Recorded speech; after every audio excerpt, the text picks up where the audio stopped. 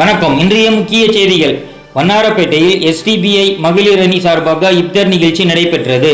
சென்னை வண்ணாரப்பேட்டை கல்லறை சாலையில் உள்ள MKS திருமண மண்டபத்தில் இஸ்லாமியர்களின் நோன்பு இப்தர் நிகழ்ச்சி எஸ்டிபிஐ கட்சியின் மகளிர் அணி வடசென்னை கிழக்கு மாவட்ட தலைவர் ஹுசைனி கவுஸ் தலைமையில் மத நல்லிணக்க இப்தர் நிகழ்ச்சி நடைபெற்றது.